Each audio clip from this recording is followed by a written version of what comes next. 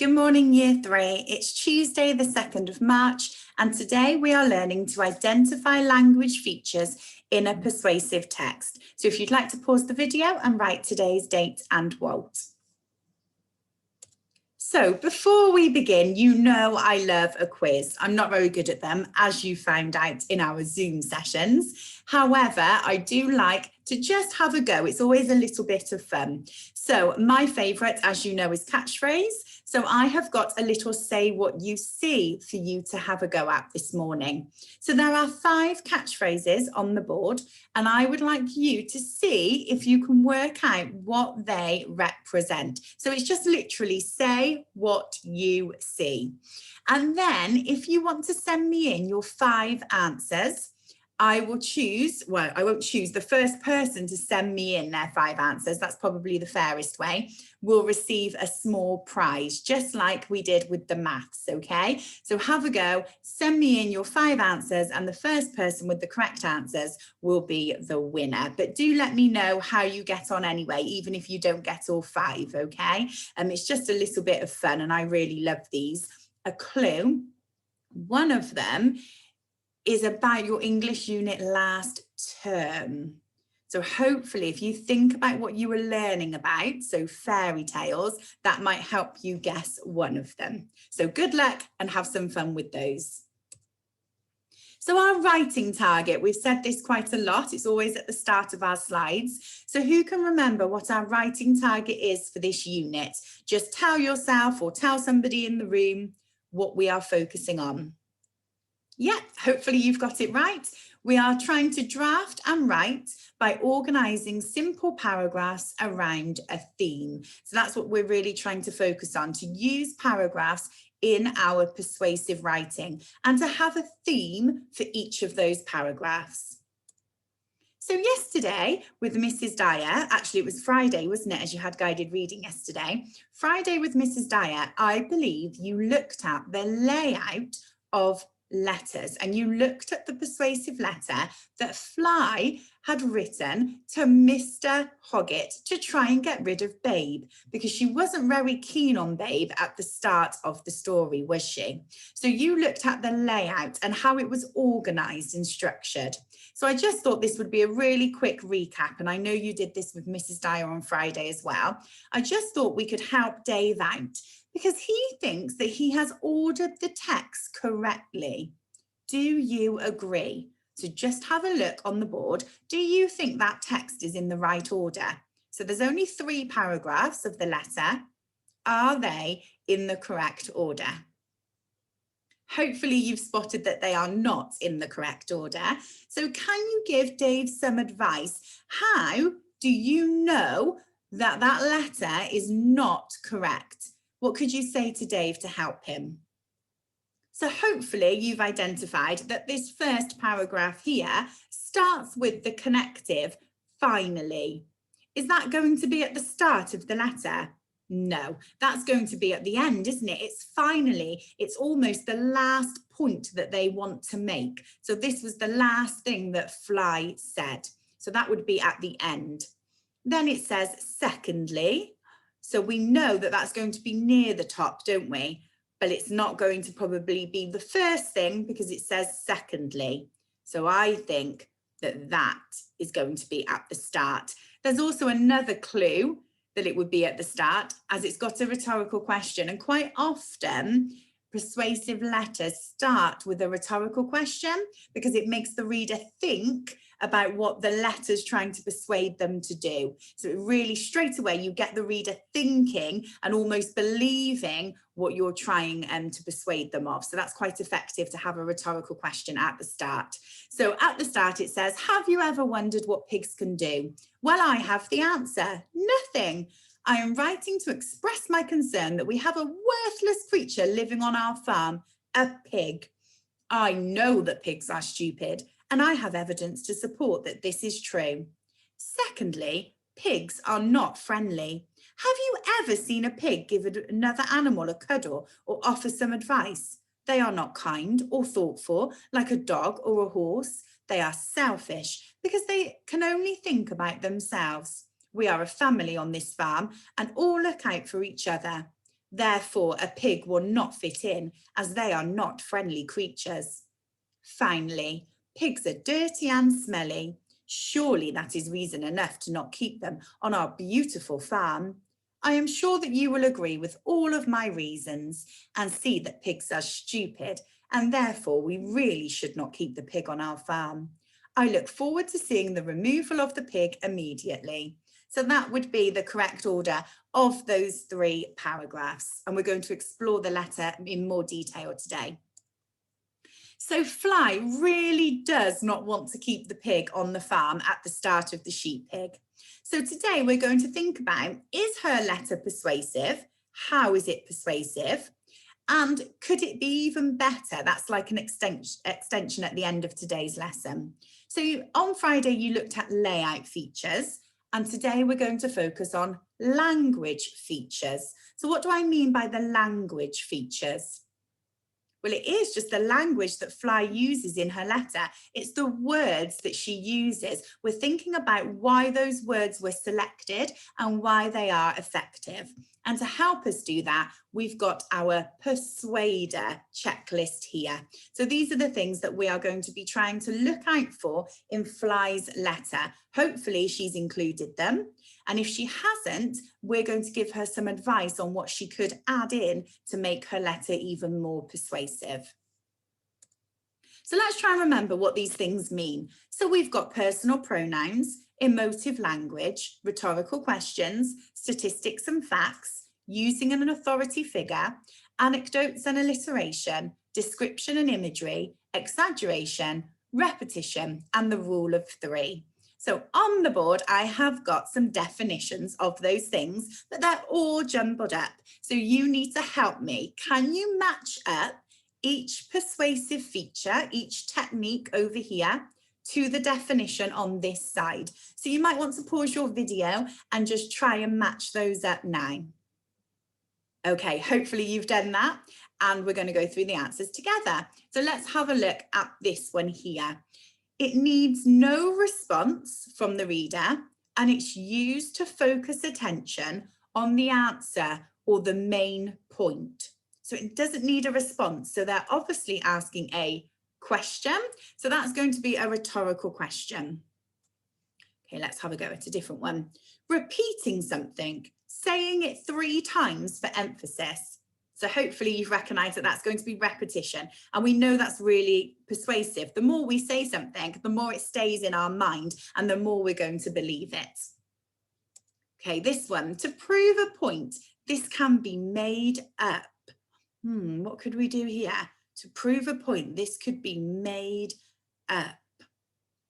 What do we think that one is? I think that one's a little bit more tricky, but I think I'm going to go for using an authority figure here for now, because that will help prove your point if someone else believes it too, and especially if that person's in authority. So, and it could be made up, couldn't it? So let's leave it there for now, and then let's go on to another one. Alliteration. I think we know which one that's going to be, don't we? So it's here. And we've also got that anecdote as well. You can say a story to back up what you're saying, and that can also be made up. To make it sound as if your argument is spot on, make up a name. I think I've got it wrong, haven't I? What do I need to do? I think that's going to be use an authority figure, isn't it?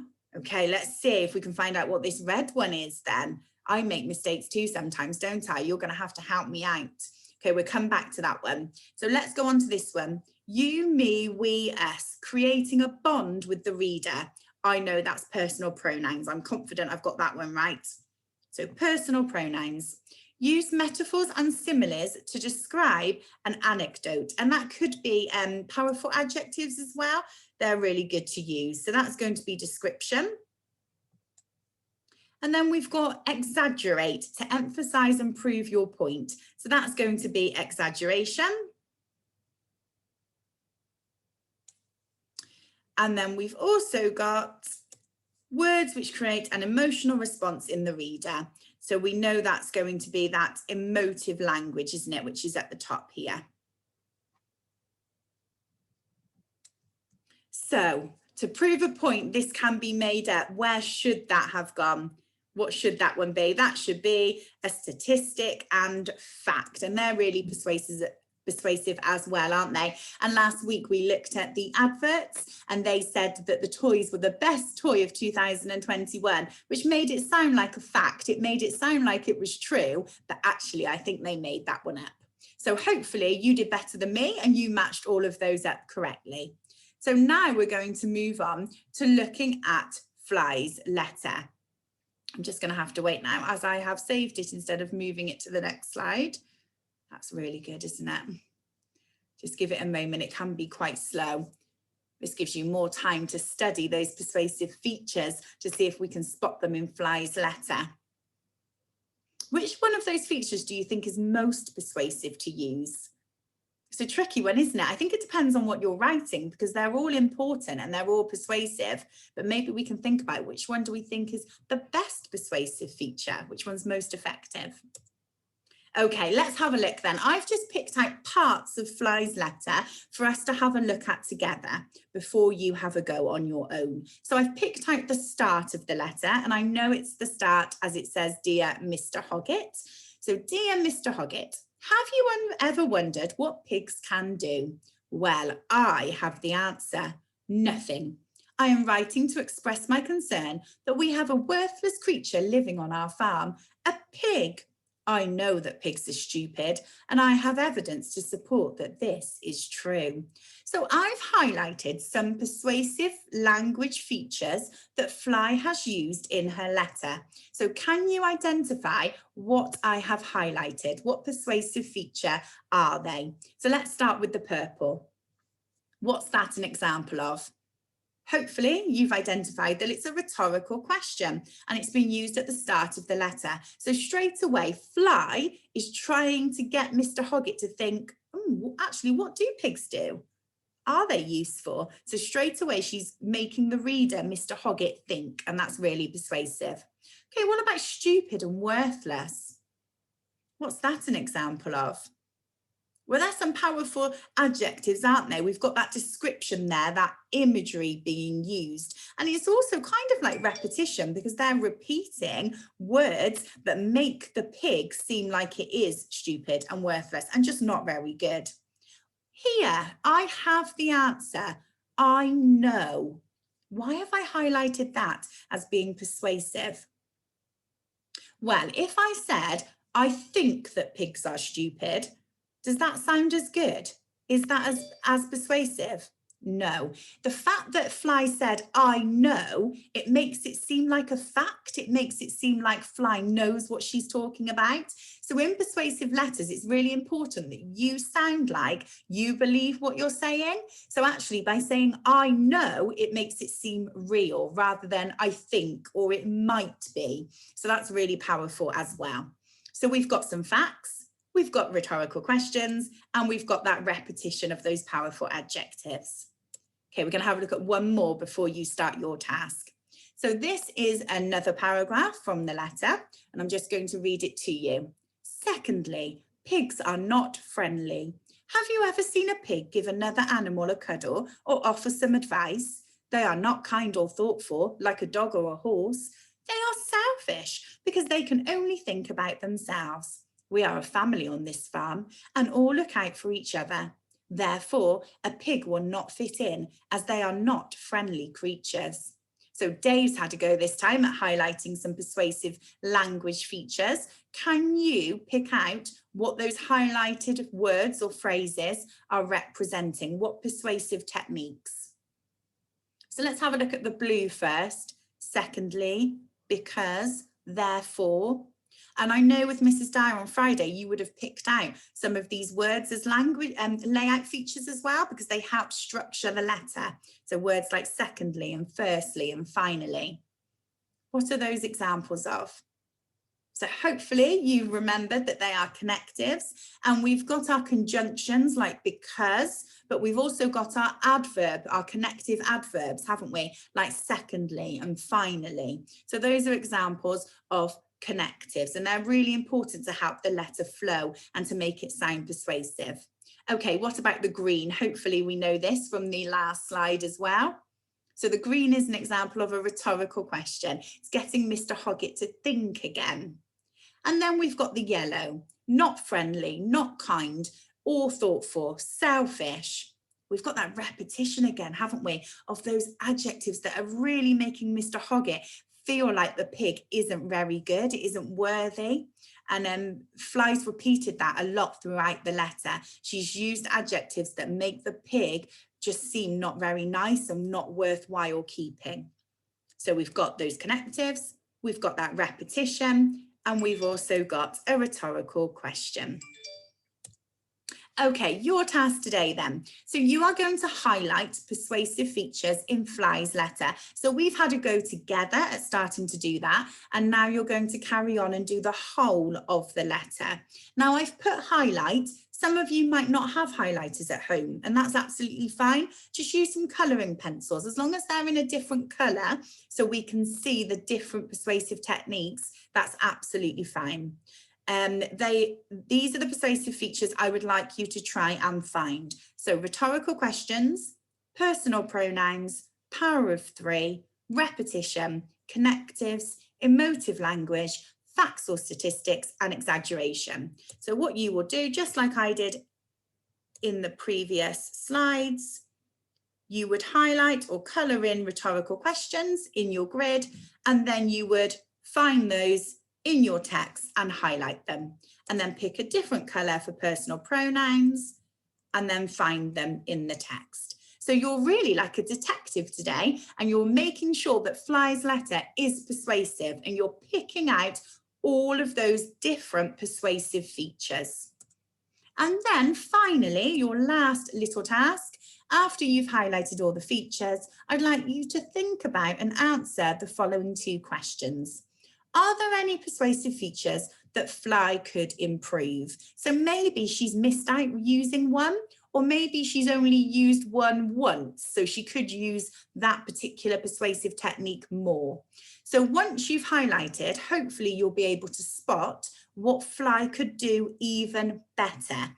And then I'd like you to give an example of what she could add in or improve to help make her letter more persuasive.